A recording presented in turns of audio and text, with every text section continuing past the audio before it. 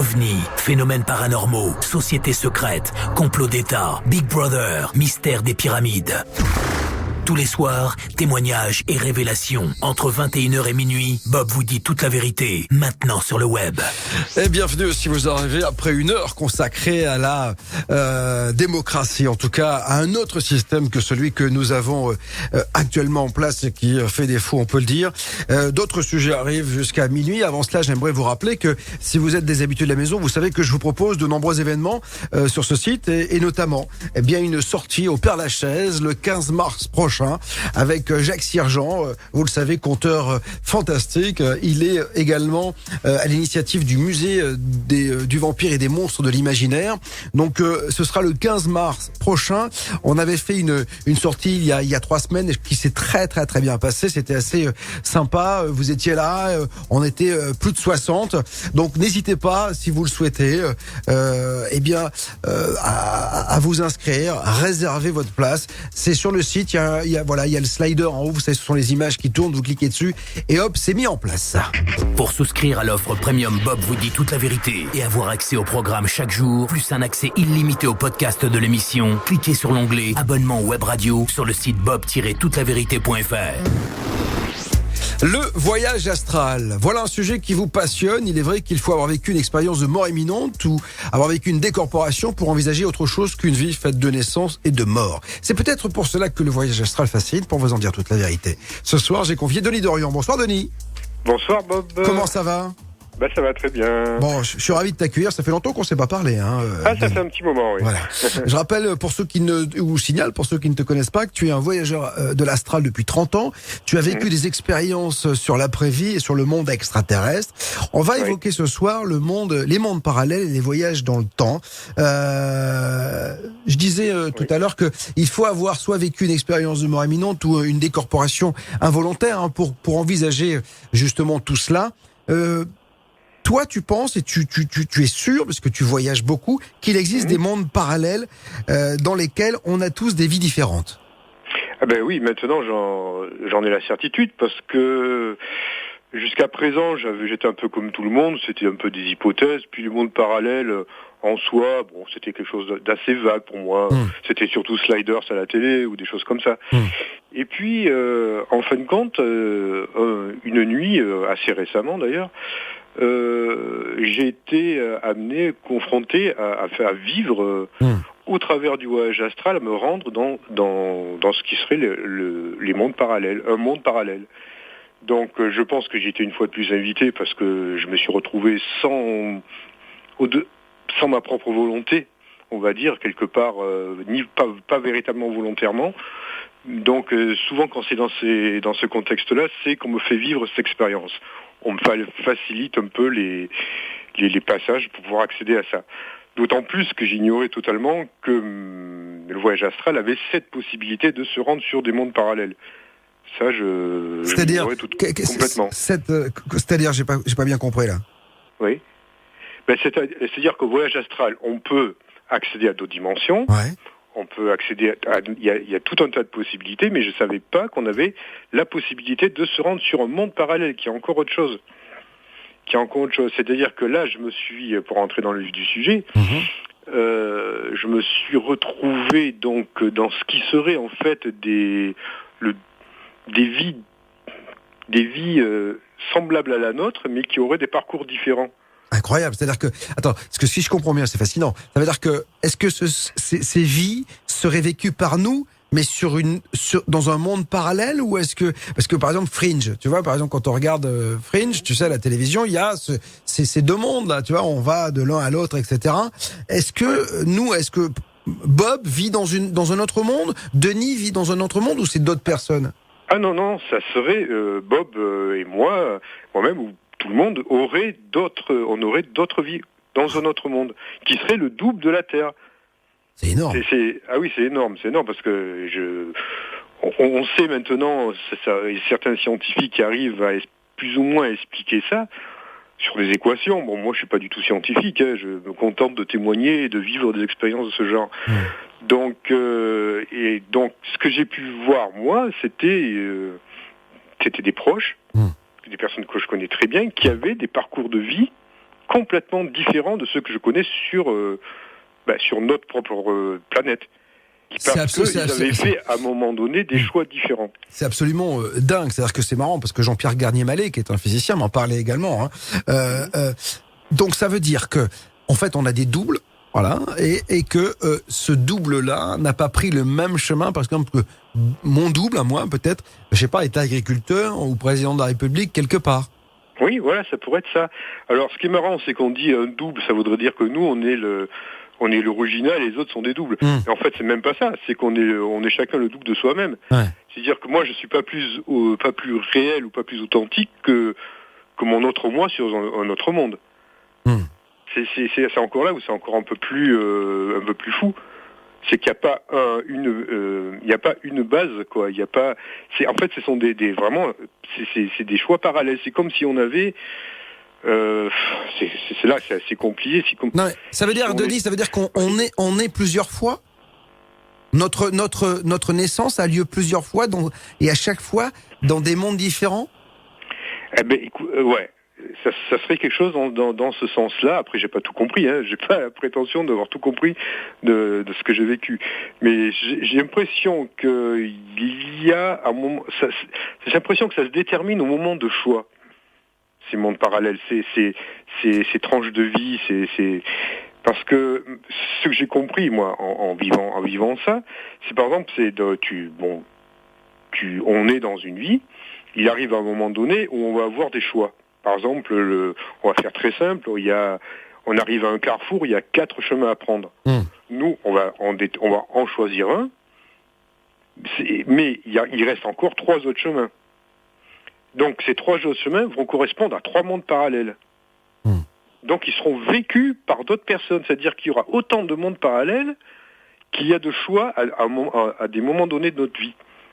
Donc il y a des lignes temporelles qui se créeraient, on va dire, à ces moments-là. Donc il peut y en avoir 2, 3, 4, 10, 20, 30, on ne sait pas. Ça dépend des choix importants de nos vies. Donc à partir de là, tout bascule. Enfin, tout se crée, on va dire. Donc ça peut être en bien, ça peut être en mal. Moi, j'ai vu ce que j'ai vu. C'était pour certaines personnes, c'était assez dur. Hein. Ah ouais. Oui, c'est-à-dire qu'on peut très bien avoir une vie agréable ici, une vie d'enfer de l'autre côté, quoi. C'est ça. Oui, complètement. Ou vice versa. D'accord. C'est quand même un truc de dingue. Et alors tu as pu le voir en faisant un voyage astral, en fait, c'est ça? Oui, c'était en état de décorporation, donc je ne sais pas comment j'ai pu me rendre là-dedans, ça je l'ignore. Je ne sais pas par quel passage ça se fait, en tout cas je me suis rendu, et j'ai vu donc trois lignes temporelles, on va dire, de vie de personnes qui me sont proches. Donc, et à chaque fois, j'ai pu comprendre leur vie. Bon, pour une certaine personne, bon, je ne vais pas rentrer dans les détails parce que ça peut gêner, c'est peut-être les personnes qui m'écouteraient et qui se reconnaîtraient dedans. Mais pour une personne, elle avait une vie qui était très triste, on va dire, qui n'a rien à voir avec la vie qu'elle a maintenant, qu'elle a sur notre planète. Elle avait une vie vraiment très dure, où elle était vraiment dans la solitude, où elle avait pris un autre parcours. Et ce qui est assez marrant, c'est que j'ai pu, à ce moment-là, voir à quel moment le choix avait été fait. Ça veut dire que jusqu'à un certain moment donné, la vie qu'elle a sur le monde parallèle et la vie qu'on aurait sur Terre, pour faire simple, était la même. Et par contre, un choix différent a été fait et ça a basculé complètement son futur, quoi, quelque part. Sa vie sur notre monde. Et ce qui était aussi étonnant, c'est que j'ai vu, parce que j'ai pu rentrer chez elle, j'ai pu la voir, elle m'a reconnu, parce que j'existe aussi quelque part sur cet autre monde. Bon, pour elle, j'étais le même. Oui, c'est-à-dire qu'elle n'a pas vu que tu venais de l'autre monde, en fait. Elle a cru que tu étais le toit de son monde à elle, en fait, c'est ça. Voilà. D'accord. Parce qu'on a les mêmes apparences, en soi, quelque part, à quelques détails près, selon le parcours de vie vécu. Mais j'ai pu voir des petits détails qui ont fait penser, c'était assez prenant, assez touchant d'ailleurs, des petits détails au niveau de ce qu'elle aimait, et qui a été développé dans cette vie, mais qui n'a pas été développé dans l'autre. Par contre, elle avait des attirances voilà, qu'on pouvait voir chez elle qui était exposée, quoi. D'accord. Et il dit tiens, elle est passée à côté de ça, mais par contre, elle a quand même un lien qui est resté, même si elle est passée à côté. Bon, je sais pas si c'est pas très clair, mais je veux pas rentrer dans les détails pour garder un peu un certain anonymat. Et donc c'était quand même très très puissant. Bon, et je me dis, mais franchement, c'est émouvant quelque part ce genre de situation, surtout quand c'est des personnes qu'on connaît très bien. Et donc, alors ce qui est marrant, c'est que je suis resté un moment comme ça, et quand je quittais la personne, c'est là où ça me fait penser un peu à ou Stargate ou Sliders, je me rappelle plus cette vieille série qui passait dans les années 80-90 là, où il passait d'un monde dans l'autre à travers une espèce de portail là. Ça me fait un peu la même chose, c'est-à-dire que je marche sur un chemin et bon, c'est vraiment dans des états de conscience très spécial. Et pouf, je suis transposé dans une autre vie, enfin une autre ligne temporelle. Encore, et là je vais vivre encore une autre histoire où là je vais voir quelqu'un aussi de très très très proche qui est beaucoup plus âgé que moi sur cette planète, mais qui était beaucoup plus jeune. Ah, ça veut dire que le temps n'est pas le même de l'autre côté. Voilà, on ne le vit pas à la même période, c'est ça? On vit pas nos vies à la même période, en fait, c'est ça. Non, enfin en tout cas, dans ce que j'ai vécu, je me suis pas retrouvé dans les mêmes périodes. D'accord. Là, je me suis retrouvé, on va dire, dans le premier cas, c'était difficile à situer. Je pense que c'était peut-être il y a 10 ans, on va dire peut-être les années 2000. Là, je vais me retrouver dans les années 70. D'accord. Donc, le problème, c'est que je vais voir les personnes qui me sont très proches, qui me connaissent, mais qui ne me reconnaîtront pas. Et surtout, le problème, c'est les fringues. C'est-à-dire que t'es arrivé là-bas, t'avais pas les fringues des années 70, t'avais pas les pâtes d'œuf et les cols pas la tarte. Non, mais en plus, non. Déjà, bon, c'est vrai que apparemment, ça a pas été, comment dire, remarqué spécialement, parce que j'ai remarqué qu'il y avait quand même, je pense que pour eux, quand on a eu cette rencontre, il a dû se passer quelque chose de spécial pour eux, parce qu'ils avaient un état de semi-conscience. Je pense qu'il a dû se créer, comment on va dire, une dimension ou un état temporel ou quelque chose qui a fait qu'ils ont dû sentir un peu comme dans un rêve. J'avais cette impression-là pour eux. C'était assez spécial, parce que je pense pas qu'on puisse vivre, parce que c'est les mêmes, on va dire, donc que sur Terre. Ils sont pas extraterrestres. Donc s'ils doivent vivre une expérience comme ça, ils doivent être placés dans un contexte bien spécial. Mais j'ai remarqué ça. T'as pas pu leur parler? Si. Ah si. Ah oui, je leur parlais à chaque fois. Je leur parlais. Donc pour la deuxième personne qui m'était très proche, qui m'a pas reconnu, pourtant qui me connaît parfaitement sur sur Terre. Évidemment, j'étais beaucoup plus âgé que lui. Donc, on s'est parlé, mais on s'est parlé comme une personne qui demanderait qui aurait une conversation mondaine, on va dire. Ça veut dire quoi? Ça veut dire que tes amis d'ici sont pas forcément tes amis de là-bas, quoi.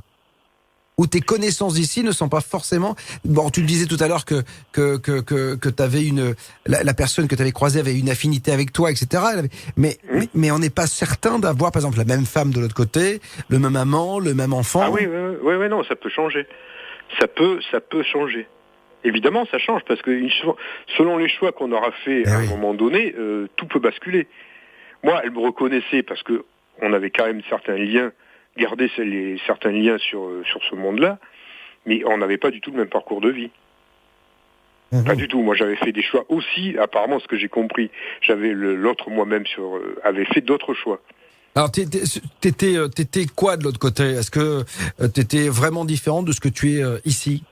Alors, oui. J'ai eu j'ai pu le voir plusieurs fois, parce que ce qui se passait aussi à un moment donné, c'est que j'avais des connexions par flash avec ces mondes parallèles. Alors quand j'avais ces connexions, donc ça se passe au niveau du 6e chakra, ça se passe pas au niveau d'une sortie hors du corps, parce que ça c'est des flashs que j'ai dans la journée. Je peux en avoir n'importe quand, n'importe quel moment. Donc c'est une extension de la conscience qui peut me projeter aussi dans ces mondes parallèles. Mais quand j'avais ces flashs, moi j'ai toujours pensé que c'était des flashs pour des vies futures. Je voyais l'avenir. Puis en fin de compte, je me rendais compte que ça collait pas. À chaque fois, ça collait pas. Par contre, ce sont des flashs extrêmement précis où je me voyais, où je me projetais, où je voyais une vie, mais qui était complètement différente. C'est après que j'ai compris que ce que je voyais, c'était pas l'avenir, mais c'est que je translasais ma conscience dans des mondes parallèles. Et là, j'ai des vies, donc là, j'ai pu voir des vies complètement assez différentes, où j'étais beaucoup plus axé sur le matérialisme, par exemple. J'ai fait à un moment donné un choix de vie qui était peut-être plus aisé sur un plan matériel, mais où il n'y avait pas toute cette portée, on va dire, spirituelle. C'est quand même assez incroyable. Et t'avais plus réussi ou pas?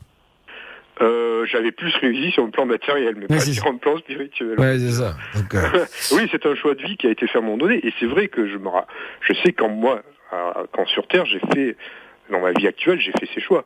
J'aurais pu en faire un autre. Et donc, comme j'ai eu plusieurs possibilités, il y a un choix qui a été fait, et je vois ce que aurait pu être ma vie si j'avais fait ce choix. Mais cette vie est vécue par un double sur un autre monde parallèle, par contre. Et tu t'es pas rencontré là-bas? Je me suis pas rencontré dans les mondes parallèles, mais alors là, c'est quand même un autre domaine. J'ai pu me rencontrer en faisant des voyages dans le temps. Et alors là, c'est différent du monde parallèle. C'est encore une autre dimension. C'est encore autre chose. D'accord. Ça veut dire que aujourd'hui, quand tu existes dans le passé encore, c'est ça? Alors, si on parle du voyage dans le temps, qui pour moi est quand même différent quelque part du monde parallèle. Je pense pas que ça soit la même chose. C'est encore un autre domaine. Et quoique n'en sais rien exactement, je peux pas affirmer, mais je pense que c'est quand même assez différent, même si on retrouve le voyage dans le temps dans les mondes parallèles. Donc oui, j'ai pu faire des expériences de voyage dans le temps avec le voyage astral. Donc ça, c'est surtout dans le passé, c'est quand même beaucoup plus facile. J'ai pu me rendre, par exemple, dans ma région dans les années 60 et visiter la région telle qu'elle était. Mais ça veut dire qu'en voyage astral, ça veut dire que tu décides, parce que moi je pensais que lorsqu'on sortait du corps, finalement, on pouvait aller où on veut, mais à notre époque. C'est-à-dire que toi, tu me dis qu'on peut aller également où on veut, mais dans le passé ou dans le futur. Oui, alors là, il faut connecter avec ce qu'on appelle l'akasha. Oui, les annales akashiques, quoi. Voilà, les annales akashiques. Alors là, il y a deux versions. Enfin, il n'y a pas deux versions, il y a deux possibilités. Il y a les annales akashiques qui sont la mémoire, le disque dur de l'univers. Et il y a l'univers. Voilà. Donc là, tout est précis, tout est bon. Et il y a une autre forme de mémoire qui est l'éther, la mémoire éthérique, qui est aussi un reflet miroir de notre passé. Donc, qui dit effet miroir dit parfois effet déformant. Donc c'est un petit peu moins précis, mais c'est aussi une possibilité de voyager à travers ça. Donc moi, ce que j'ai pu voir, je pense que j'ai vu... En fait, je sais pas si j'ai été dans l'éther ou l'akasha, peu importe, mais j'ai pu visiter à plusieurs reprises des périodes même quelque part avant ma naissance, où j'ai pu voir la région telle que l'était, ma ville telle que l'était, rentrer dans des bâtiments, je me rappelle très bien être rentré dans un restaurant et voir ce qu'ils mangeaient. Voir les menus de l'époque, c'était assez marrant. Donc ça, c'est une possibilité qui est assez, qui est pas trop compliquée à la limite. Là où ça c'est un peu plus devenu un peu plus subtil, c'est quand j'ai fait des expériences pour essayer de me retrouver et essayer de me contacter. Alors là, c'est là où je sais pas si c'est en rapport avec l'akasha ou autre chose, parce que là c'est je vais essayer d'expliquer ça parce que c'est aussi assez compliqué. Non, aujourd'hui, on fait vraiment dans du complexe. C'est-à-dire qu'à un moment donné, quand j'en rappelle, c'était une période où je vais avoir une quinzaine d'années. J'étais déjà bien versé dans ce genre de trucs. J'avais pas les connaissances que j'ai maintenant, mais j'étais déjà bien parti. Et je me suis lancé quelque part en défi, c'est de me rencontrer, de me parler, mais à moi dans le futur. Donc, il s'est créé. J'ai fait une expérience que je ne pourrais même pas redécrire, je sais pas, je me suis mis dans un état un peu particulier. Je me rappelle très bien qu'il y avait... j'habitais à l'époque dans les bois et je me rappelle très bien que l'ambiance a changé. Un peu comme si les sons devenaient un peu ouatés. Vous voyez, tu vois, les sons s'estompent. Assourdi, en fait, c'est ça. Voilà, assourdi. On est un peu comme une espèce de bulle. Il y a un truc un peu bizarre qui se passe. Et j'ai vu un type arriver vers moi, que j'ai pas reconnu de suite, qui m'a dit, alors là, malheureusement, j'ai oublié parce que ça date vraiment 35 ans, qui m'a donné des conseils sur une conduite à suivre, sur un mode spirituel, sur le travail que je vais faire pour pouvoir accéder à d'autres connaissances. Et en fait, ce type, c'était moi-même. Mais je ne l'ai pas reconnu, évidemment, mais il avait 30 ou 35 ans de plus. Après, je ne l'ai pas reconnu, mais je savais que c'était moi-même. Et lui savait que c'était toi, que le gamin que t'étais, c'était lui jeune? Oui. Ah, c'est dingue. Mais alors, ce qui était marrant, c'est que je me rappelle d'avoir vécu ça à ce moment-là. Mais là, 30 ou 35 ans après, je ne me rappelle plus exactement, j'ai vécu cette histoire, mais dans le présent. Enfin, dans le présent, c'est un peu compliqué. C'est-à-dire, en tant qu'adulte, je me suis vu me projeter dans l'astral et me rencontrer. Et là, j'ai fait le parallèle. On arrive encore à suivre. Ouais, non, mais moi, tant que je ne te coupe pas, je suis, hein, t'inquiète pas. Ouais, non, c'est pas forcément évident pour tout le monde. Donc là, ce que j'ai compris à ce moment-là, c'est qu'en fait, le passé, le présent, voire même le futur, ça serait pas quelque chose de linéaire. C'est-à-dire que ce serait quelque chose qui se vit simultanément. C'est comme si le temps n'existe pas, d'ailleurs. Là, je l'ai vécu concrètement. Oui, en fait, tu es en train de me dire, mais c'est ce que me disait la dernière fois Philippe Guillemin, qui était aussi un ingénieur physicien, qui me disait finalement, le seul truc qui n'existe pas, c'est le présent, le passé, le futur vit actuellement. C'est-à-dire que on est encore, moi, ce que j'ai vécu il y a 10 ans, je le vis encore il y a 10 ans. Voilà, c'est-à-dire que il est inscrit sur le cycle du temps, et ce que je vais vivre dans 30, 40 ans, ça existe déjà et je le vis déjà. Donc c'est quand même un truc de dingue, quoi, quand même. Et toi, tu arrives à te projeter dans ces différents lignes de temps, finalement.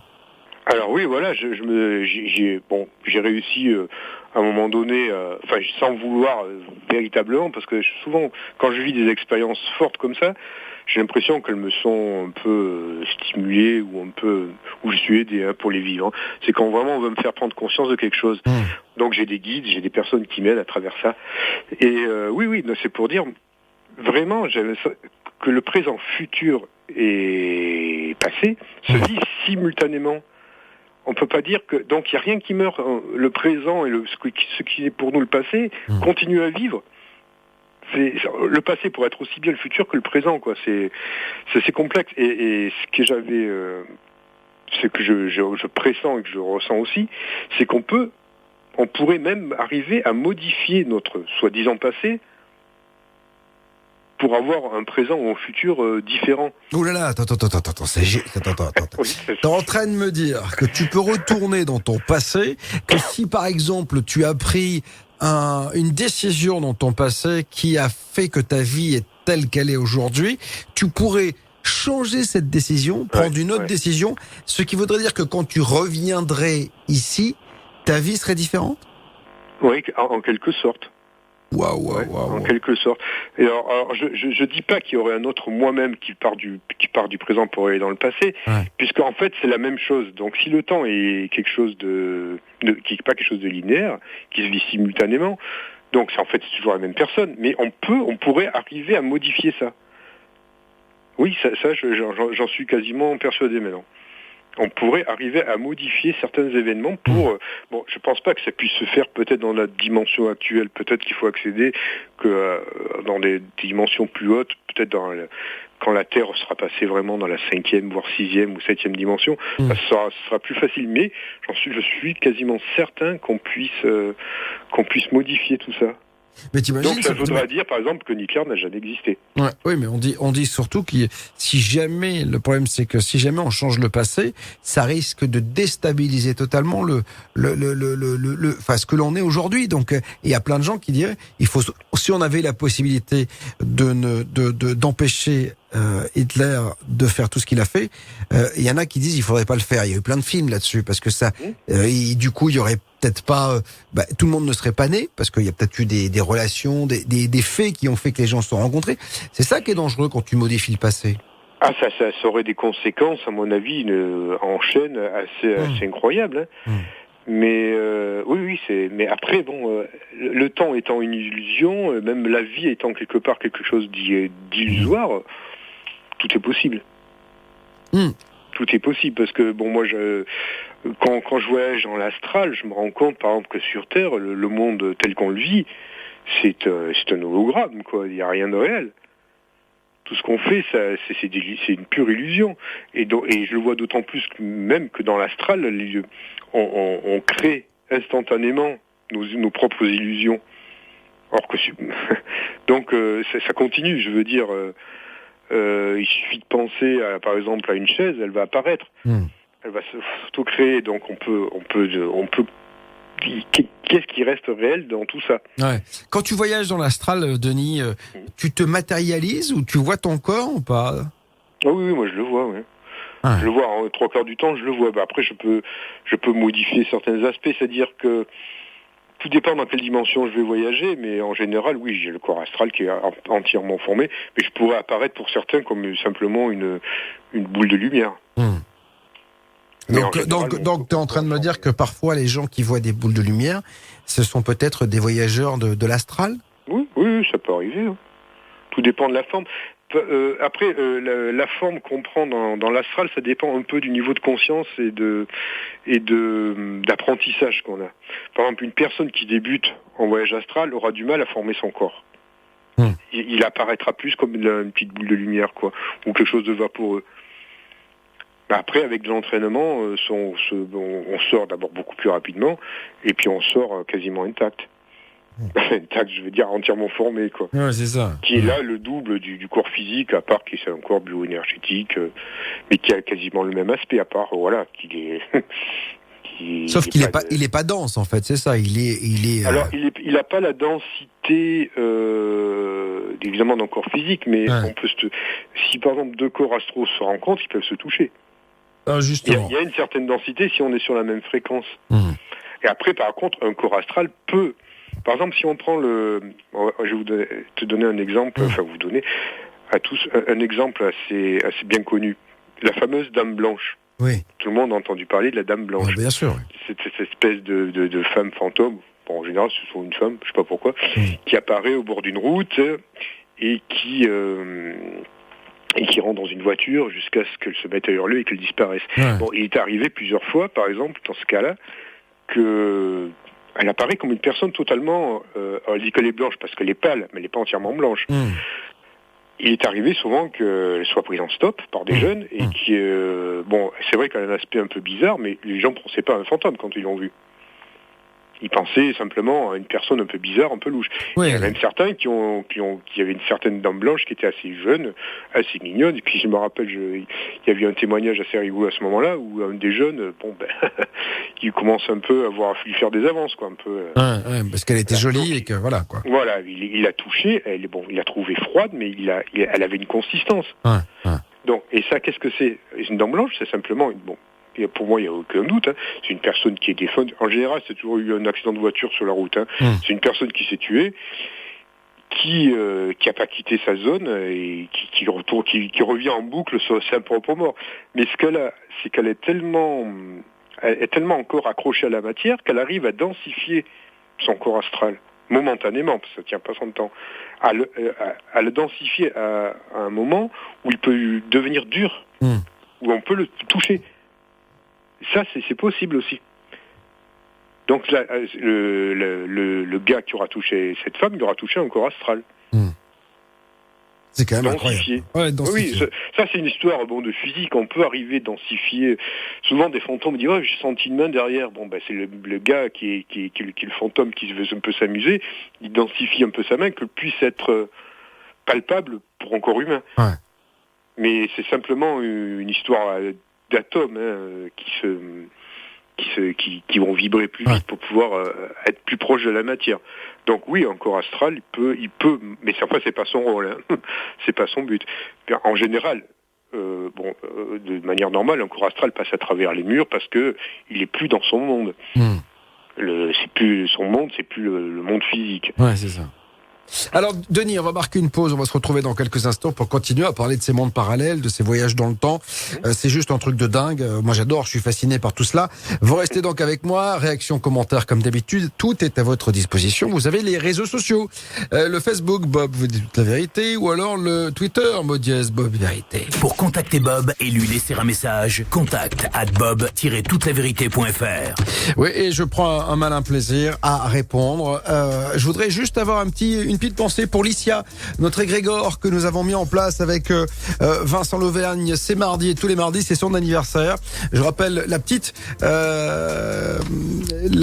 prière que vous pouvez dire si vous avez envie qu'elle ait une action sur vous, cette Licia.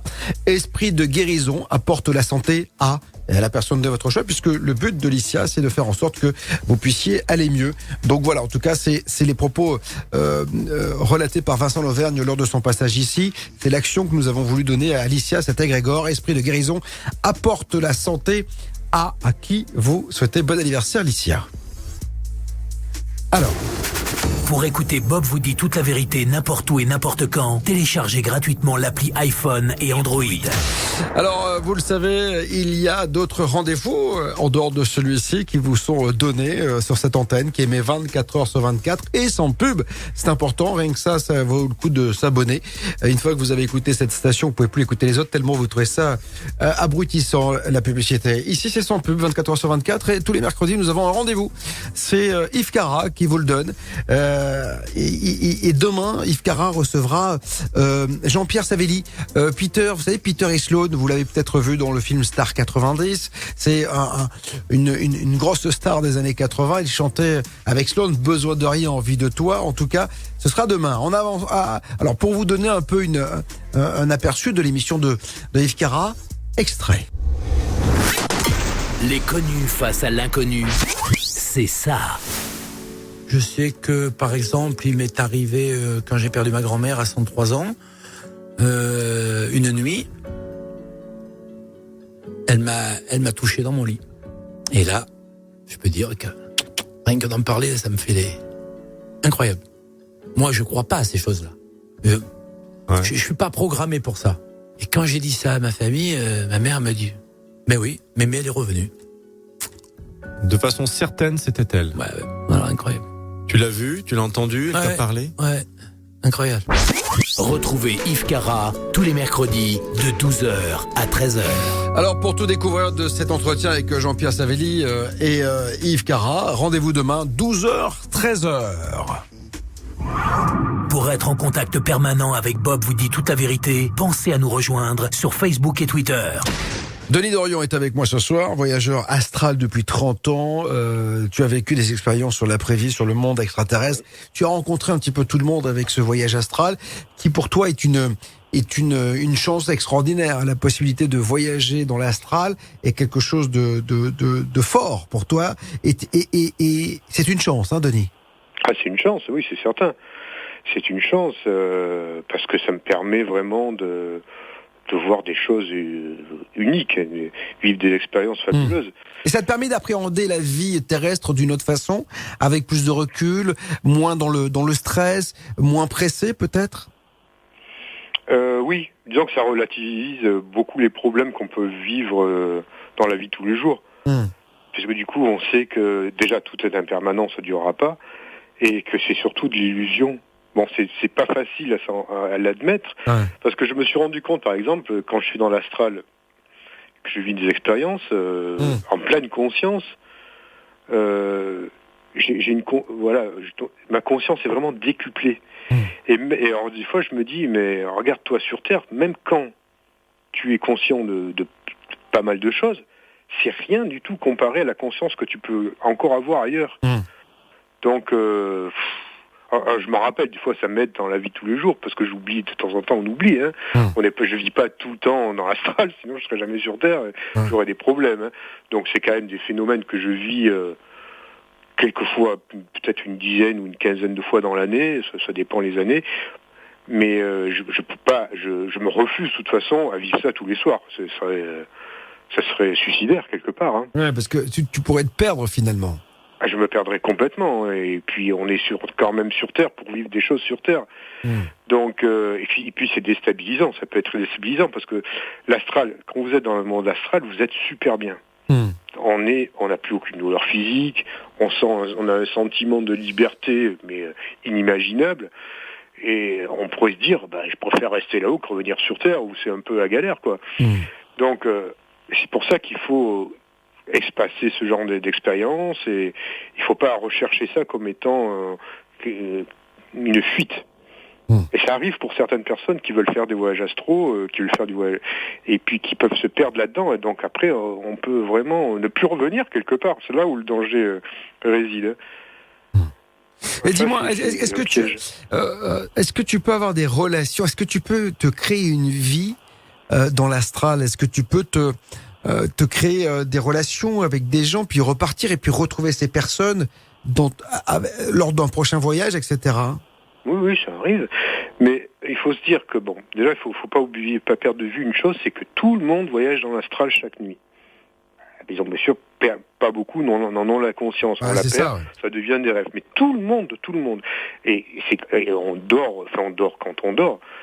On passe quand même pas mal d'heures à dormir. Enfin, dans l'astral, dans ces cas-là. Surtout moi, j'adore. Il y a toute une vie. On a tous une vie concrète et riche à ces moments-là. Ouais. Il se passe quelque chose. C'est pas une perte de temps. Il se passe même parfois des choses qui sont beaucoup plus... des décisions qui se prennent à ces moments-là pour la vie qu'on a sur Terre. Et c'est très, très, très riche. La conscience est beaucoup plus évoluée, beaucoup plus claire dans la nuit. Et c'est peut-être pour ça que l'adage, tu le connais, la nuit porte conseil. C'est souvent ça. Exactement ça. Ouais. C'est tout à fait ça. De toute façon, moi, je me sers de ça quand j'ai un problème ou quoi que ce soit. J'ai dit, je vais résoudre ça dans l'astral. Et puis demain, j'aurai la réponse. Et en général, j'ai la réponse. Et il n'y a pas de souci. Donc, faut pas croire que la nuit, c'est simplement je dors, puis il se passe plus rien, je me réveille le lendemain matin. Ah non, il va se passer énormément de choses. Et il y a toute une vie, on va rencontrer du monde. Moi, je peux vous donner un exemple. Il y a quelques années, il y a pas mal de temps, j'étais encore chez mes parents à cette époque-là. Ouais. Je fais une sortie hors du corps, puis je vais pas bien loin, je sors de chez moi et je me baladais dans l'entourage. Et à un moment donné, je vois mes parents sortir, dédoublés évidemment. Et je dis, je voulais aller vers eux, puis j'ai entendu une voix qui dit non, ne bouge pas, ne te fais pas voir et observe. Je dis bon, ok, alors je reste dans mon coin, j'étais peut-être à 30-40 mètres, ils me voyaient pas, et je les vois sortir, alors habillés genre en dimanché, prendre leur petite voiture là et partir. Bon, alors, le problème c'est alors j'ai bien compris, sur le moment, on perçoit les choses, on a un peu nos sens sont télépathiques, ils allaient peut-être faire des courses ou se rendre chez des personnes. C'est-à-dire qu'en fin de compte, ils reproduisaient ce qu'ils font sur Terre. Ils continuaient à vivre un truc. Et ils ont pris leur voiture. Le problème, c'est que la voiture, c'était pas une vraie voiture. C'est une voiture. Ils ont recréé la même. Là, donc, il manquait de trucs, parce que le flotté, le volet, elle n'était pas tout à fait bien formée. Mais c'était simplement pour montrer qu'en fait, les personnes, les gens, on continue la nuit, inconsciemment pour la plupart, à poursuivre ce qu'on pourrait faire dans la journée. Si on va voir des gens, qu'est-ce qu'on va faire? On va bien s'habiller, on va à une soirée, on prend notre voiture, et parce qu'on n'a pas conscience qu'on pourrait voler et faire autre chose. Mais on reproduit, on va dire presque machinalement, les mêmes gestes et les mêmes attitudes. Et ça, j'ai pu l'observer plusieurs fois. Mais moi, il y a quelque chose qui m'interpelle quand on rêve, c'est parfois, tu sais, tu as quelque chose, tu es vachement bien dans ton rêve, tu as une maison que tu n'as pas ici. Est-ce que c'est peut-être la projection de ce que tu as dans ton double, que ton double a? C'est possible? Ça, c'est possible aussi. Peut-être qu'on peut en envier. On pourrait peut-être envier notre autre nous-mêmes, qui a peut-être une vie peut-être plus agréable, peut-être. Plus agréable. Bon, après, moi, je vois très bien. Parce que j'ai eu des nombreux flashs mon autre moi-même qui vit. C'est vrai qu'il a une vie qui est beaucoup plus tranquille que la mienne. Mais de notre côté, son expérience de vie, je la trouve pauvre comparée à la mienne. Il manque quelque chose. Il y a une autre. Il manque vraiment une part qu'il n'a pas. Lui, il n'est pas en relation avec certains êtres que je connais. Il a pas cette dimension, on va dire, un peu spirituelle. Par contre, il a une vie agréable. Mais alors, qu'est-ce que je me suis dit, donc, si on vit toutes ces vies parallèles, parce qu'en plus de ça, il y a, au-delà des vies parallèles, sur Terre, on peut aussi avoir d'autres nous-mêmes. Donc, je vais m'expliquer. C'est là où pour moi, ça c'est un peu compliqué. J'ai appris, en tout cas, avec force d'expérience, que sur Terre, on peut être incarné en plusieurs corps, en plusieurs fois, alors qu'on est la même essence.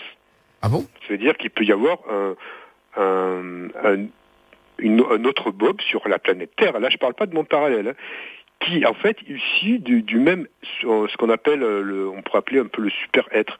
C'est-à-dire que comme si notre conscience, à un moment donné, dans des dimensions très hautes, pour apprendre plus d'expériences, pouvait se diviser en plusieurs et s'incarner en plusieurs personnes.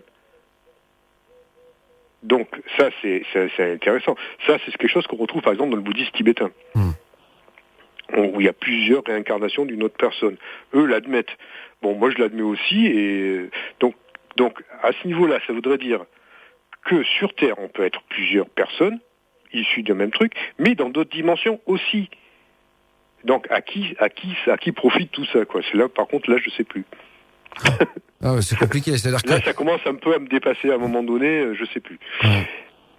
Mais ça soulève d'autres questions. Il faudra d'ailleurs que j'y réfléchisse un peu plus. Mais parce que ce que je comprends pas, c'est que ce que tu me dis, c'est que tu dis notre spiritualité finalement peut être dans plusieurs personnes, c'est ça ? Pas notre âme, notre conscience pourrait se diviser dans plusieurs corps humains. Mais à l'origine, ça serait une conscience unique. Par exemple, un Bob unique. On va parler de Bob en tant que conscience. Qui résiderait peut-être dans une autre dimension, on va dire.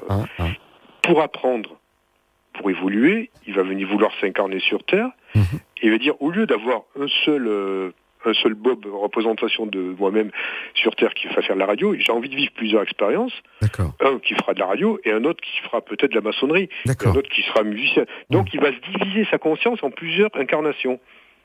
Mais ça, sur la planète Terre. Ok. Ça, c'est un fait qui est absolument établi dans le bouddhisme tibétain, qui peut arriver jusqu'à, je crois qu'on pourrait arriver jusqu'à 7 consciences différentes. Donc, ça arrive souvent que certaines personnes se rencontrent. Donc là, il y a une espèce de fusion, une espèce d'affinité, quelque chose d'extraordinaire qui se passe, quoi. Tu m'étonnes. Tu rencontres un petit bout de toi, finalement, c'est ça ? Voilà, oui. Qui en fait qui est issu de la même âme. Donc là, bon, après, on pense qu'on en veut, hein, mais ça arrive, ça peut arriver, oui. C'est ce qu'on retrouve d'ailleurs dans le film Little Buddha. Ouais. Et dis-moi, Denis, quand tu me disais tout à l'heure on a tous un double quelque part dans un autre monde parallèle, et qu'il y a aussi la possibilité qui t'est donnée de voyager dans le temps ou dans le futur. Est-ce que tu as vu aujourd'hui quel sera notre futur dans 200 ans ? On voit bien qu'aujourd'hui la planète est en couille, que Fukushima est en passe de devenir la plus grande catastrophe écologique de tous les temps, sans qu'aucun média n'en parle, en tout cas à mass média, puisque moi j'en parle et je m'en fais le relais assez souvent. Est-ce que tu as vu ce qui allait se passer, ce que nous allons devenir ? Alors, c'est beaucoup plus compliqué en ce qui concerne l'avenir, parce qu'en fait, ça dépend de notre présent. Donc, tout peut changer. L'avenir, selon... Alors, ça peut paraître contradictoire à ce que j'ai dit précédemment, mais c'est parce qu'en fait, il y a deux notions à comprendre. On va rester simple. Selon notre état d'esprit ou nos pensées actuelles, l'avenir peut se modifier du jour au lendemain, et il sera plus pareil de la vision qu'on aura eue il y a 15 jours avant, quoi. Donc moi, par exemple, dans les années 80, on était plusieurs à voir, par exemple, la Côte d'Azur ravagée par une vague de 500 mètres de haut. Ça, on avait cette vision, je l'ai eu plusieurs fois, je l'ai vécu même dans l'astral, j'ai vu Cannes entièrement détruit, j'ai vu la région engloutie sous à peu près, 500 à 800 mètres d'eau. Carrément. Ça, Carrément. Oui, c'était un méga tsunami. Et ça, on était plusieurs à vivre cette expérience-là, ces images, ces visions-là. Mais par contre, ça s'est pas passé. Et ça aurait dû se passer dans les années 84. Il y avait même pas mal d'autres voyants aussi qui avaient cette vision quand on se projetait dans l'avenir. Mais à un moment donné, après on l'a su, hein, ça nous a été évité par les êtres des étoiles. Ils nous ont bien sauvé la peau pour, en tout cas à ce moment-là. Mais ça, c'était imminent. Moi, je me rappelle dans les années 80, j'étais vraiment plus tranquille parce que je sentais vraiment ça allait se passer. C'était bon, ça n'a pas eu lieu, tant mieux.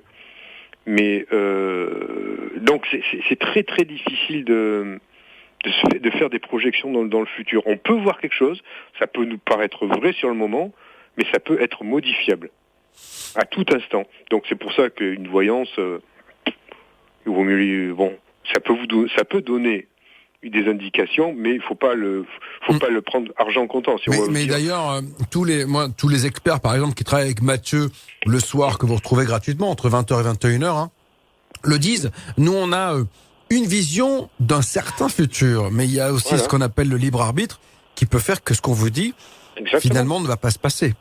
Exactement, c'est modifiable. C'est en général modifiable. Après, il y a des probabilités qui peuvent être très très très très fortes. Alors là, ça va être quand elles sont vraiment très fortes, en général, l'événement a lieu. Et pourquoi ces probabilités ? Pourquoi pour tel événement ? Parce que ce sont des faits majeurs pour l'humanité, par exemple ? Oui, ou pour l'humanité, ou alors pour soi-même. Hein. Ça peut être... j'ai pu avoir des visions de personnes qui allaient décéder. C'était, pour moi, quand on a vu ça, c'était inévitable. Et ça s'est passé. Ah ouais. C'est vraiment parce que là, il y a un tas de causes et des faits qui font que malheureusement la personne ne pourra pas modifier, ou ne voudra pas, ou ne pourra pas modifier son avenir. Donc là, ce qu'on a vu, malheureusement, on peut rien faire et ça a lieu. Mais après, dans certains cas, c'est quand même modifiable. Hein. Ça peut se modifier, mais il y a des fois où malgré tout. Ça veut dire que tu as un destin, mais que ce destin peut être bougé, quoi. Oui, oui. Oui, alors je dirais oui, et parfois je dirais non. Parce que on pourrait dire c'est modifiable, mais il y a aussi une théorie quelque part qui voudrait que tout s'est déjà réalisé. Donc c'est là, qu'il y a deux manières, deux façons de voir les choses. Il y a une manière relative, une manière absolue. Dans l'absolu, on dirait que tout est déjà joué, et dans la manière relative, tout est encore jouable. Et l'un et l'autre est aussi vrai aussi vrai l'une que l'autre. C'est là où ça se complique. Ça se complique.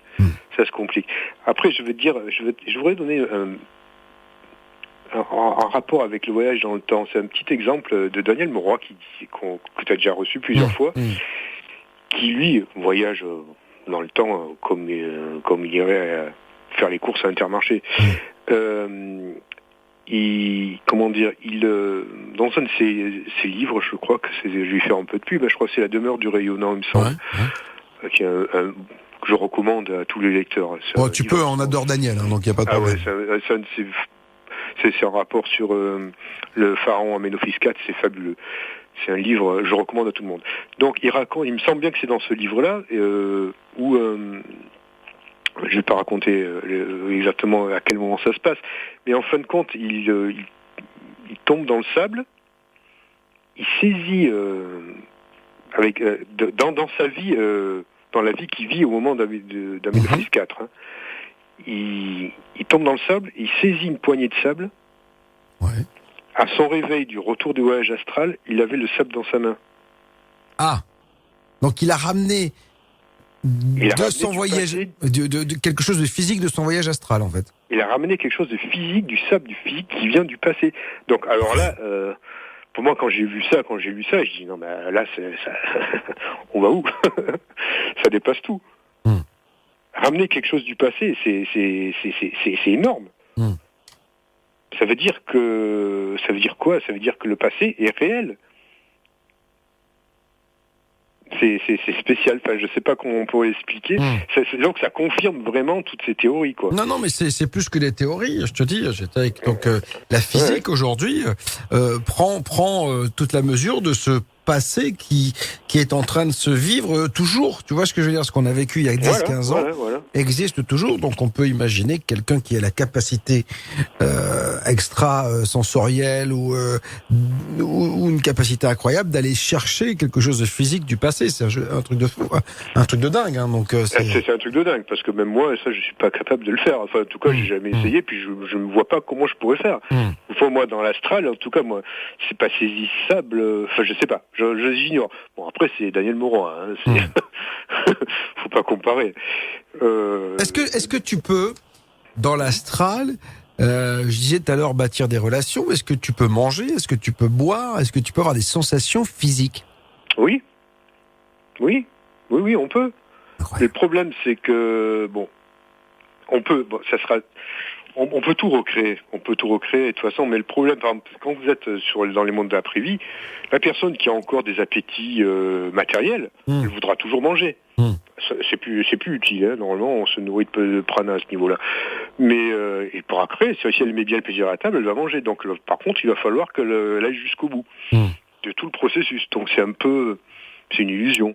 Mais on pourra avoir, on peut tout créer. Tout est possible. Voilà, on rappelle quand même que, et tu me l'avais dit lors de tes interventions passées, que en fait, on peut aller où on veut avec le voyage astral. C'est-à-dire que si on a envie de se retrouver en Thaïlande, à Jakarta, à Tunis, on peut y aller, quoi. Sans aucun problème. Ça, on y est instantanément. On peut même aller sur d'autres planètes. On peut aller au fond des mers. On peut aller n'importe où. Pourquoi cette possibilité n'est pas donnée à tout le monde, Denis? Parce que tu me disais que tout le monde le fait inconsciemment, donc dans le rêve. D'ailleurs, comment on arrive à savoir si on a fait un rêve ou si on a fait un voyage astral? C'est très compliqué quand même d'avoir ce discernement-là. Et pourquoi c'est pas donné à tout le monde? Déjà, pour avoir le discernement on peut se poser la question, tiens, par exemple, j'ai fait un rêve, j'étais en train de voler. Ben oui. On peut dire, là, on peut se dire, là, c'est plus proche du voyage astral. Puis bon, je sais pas, j'ai vu ça, j'ai vu telle personne, m'a dit ça. Puis il y a une question de qualité, ça se passe au niveau de la conscience, ça se passe. Il y a une qualité, c'est très vif, les sensations sont vives. J'ai une sensation de chute quand je me suis réveillé. Bon, mais ça c'est le voyage, c'est le corps astral qui réintègre le corps un peu violemment. Bon, il y a des petits signes comme ça qui peuvent faire penser que c'était plus un voyage astral qu'un simple rêve, bien que le rêve existe aussi, le rêve. Hein. Après, il y a d'autres capacités. Moi, par exemple, j'ai la capacité à pouvoir rendre mes rêves conscients, à maîtriser mes rêves. Et après, à en faire en voyage astral. Ça, je peux le faire. Bon, ça demande de l'entraînement. Hein. Après, voilà, il faut s'entraîner. Donc, puis il y a des personnes qui sont pas faites pour, parce que bon, il y a un niveau, on va dire, on peut peut-être quelque part, entre guillemets, hein, je veux pas dire d'évolution. Puis il y en a pour qui c'est pas positif, quoi. Mais je pense que dans les siècles à venir, ou peut-être même les décennies à venir, il y aura de plus en plus de personnes qui vont avoir accès au voyage astral, à ce moyen-là, de manière consciente. Ah oui, tu penses que les gens vont de plus en plus maîtriser cette affaire, ils seront de plus en plus nombreux à maîtriser tout cela? Ah oui, j'en suis persuadé, comme la télépathie ou comme d'autres sens. On entre vraiment dans une période, en des temps où toutes ces choses vont nous être révélées, retrouvées. Ça a été aussi masqué, ça a aussi été interdit. Il y a eu pendant l'inquisition qui est passée derrière aussi, hein, ce genre de phénomène-là. Fallait pas en parler, sinon c'était le bûcher. Hein. Moi, à l'époque, j'aurais dit je voyage dans l'astral, j'aurais été un sorcier ou j'aurais été un démon. Et de toute façon, j'ai déjà fini sur le bûcher. Mais voilà, donc voilà. Donc il y a eu des peurs, ça s'est étouffé. Donc il y a qu'une certaine élite qui a gardé ça. On peut parler, par exemple, quand on parle, vous savez, du gouvernement mondial ou des êtres qui sont derrière, ces êtres-là, on maîtrise parfaitement le voyage astral. Ah ouais. Parfaitement, sur le bout des doigts. Hein. Alors, qu'est-ce qu'ils vont y chercher dans ce voyage astral, la vision du futur? Est-ce qu'ils vont y chercher est-ce qu'on peut te donner des conseils, par exemple? Est-ce qu'il t'est arrivé de rencontrer des gens dans l'astral qui étaient des bien-pensants et qui disaient attention, tu fais pas n'importe quoi, tu vas là, tu fais ceci, voilà ta vie, etc. Oui, bien sûr, on a des guides. Il y a des guides. Moi, je rencontre. Moi, je suis en lien surtout avec des êtres qui viennent d'autres planètes. Qui me sont proches, mais on peut se servir du voyage astral à des fins négatives aussi, quelque part. Il y a certaines personnes, certains êtres qui utilisent ça pour influencer d'autres personnes et pour espionner. Mais voilà, c'est un peu le côté obscur de la force, on va dire, quoi. Oui, c'est-à-dire qu'on imagine que les services secrets qui travaillent sur le voyage astral, ou en tout cas l'armée, peut faire en sorte que des gens comme toi, par exemple, ou Meroy, qui maîtrisent ce voyage astral, peuvent aller se balader dans le futur ou sur des technologies assez incroyables qui sont secrètes, quoi. Ils peuvent le faire, mais ils auront le choc en retour, c'est-à-dire que ça va être entièrement destructeur sur un plan physique. Ah bon ? Ah oui, ils vont se détruire. Attends. Ça veut dire que quand tu vas, par exemple, aller regarder des choses qui te sont interdites, ça te détruit. Ah oui, ça va les détruire. À terme, ça va les détruire. Oui, c'est certain. Ça va toucher tout ce qui est corps subtil, tout ce qui est l'âme même, parce qu'on force des portes, on va essayer on s'en sert négativement, donc il y a un choc en retour. Donc à terme, ces êtres-là, peuvent être. Ça a été déjà vu, ça a déjà été. Il y a des personnes qui ont déjà témoigné à ce niveau-là, que ce soit par le voyage astral ou voire peut-être même par ce qu'on appelle, je me rappelle plus le terme anglais. Le remote viewing. Voilà, exactement. Mais ils en sont servis. Si on voit Ingo Swann, c'était pas du voyage astral qu'il faisait, c'était la projection de conscience. Il utilisait son sixième chakra pour voir ce qui s'est passé sur la Lune. Il a été approché par les aides du gouvernement mondial. Il lit très bien dans son livre. Là, je vous invite d'ailleurs à vous replonger dans les podcasts parce que Claude Harz nous avait fait toute la vie d'Ingo Swann et toute son œuvre et toutes ses capacités étaient durant cette émission exposées. C'est assez incroyable. Ingo Swann, c'était quand même le plus grand remote viewer de tous les temps. Oui, il était très très très fort. Bien qu'il y ait moins de risques en faisant cette technique-là qu'en faisant du voyage astral. Si par exemple des services secrets d'espionnage utilisent le voyage astral, il y en a d'autres qui le font, et même pas que des services. Si on peut parler de services secrets d'État, mais d'État, je ne veux pas en dire plus. Mais c'est-à-dire, tu ne veux pas en dire plus, pourquoi? Parce que c'est dangereux, t'as pas le droit de dire. C'est un peu. On peut non, je préfère pas. Mais pourquoi? Tu peux tout dire ici. On dit toute la vérité, Denis. On dit toute la vérité, mais je sens que j'ai des pressions.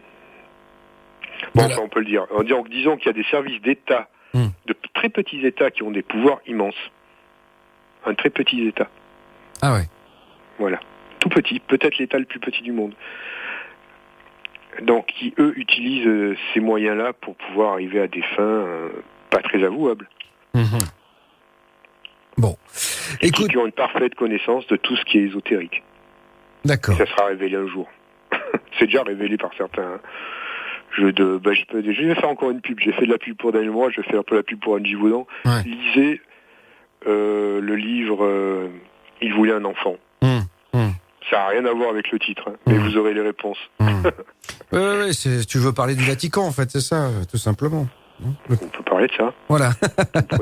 Bon, écoute, Denis, on est arrivé au terme de cette discussion. Pendant 1 heure, encore une fois, on a évoqué beaucoup de choses avec toi. Merci d'être venu parler sans crainte et sans aucune censure de ce que tu vis. Beaucoup de gens peut-être diront, mais ce monsieur est totalement fou.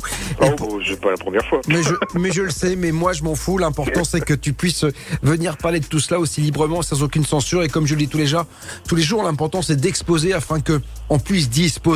Voilà, ta vérité, c'est la tienne et ça, elle me plaît. À bientôt, Denis. À bientôt, bonne soirée. Salut, ciao. Bob vous dit toute la vérité pour ne plus jamais dire je ne savais pas.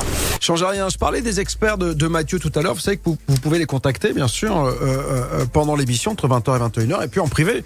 Et ça n'engage que votre responsabilité. Mais en tout cas, vous avez une trentaine d'experts qui sont là pour vous écouter, pour vous parler de votre présent, votre futur et votre avenir. Changez rien, mon nom est Bob et je vous dis toute la vérité, celle de Jacques P4, dans une poignée de secondes. Bob vous dit toute la vérité tous les soirs, de 21h à minuit. Après, plus rien ne sera jamais pareil.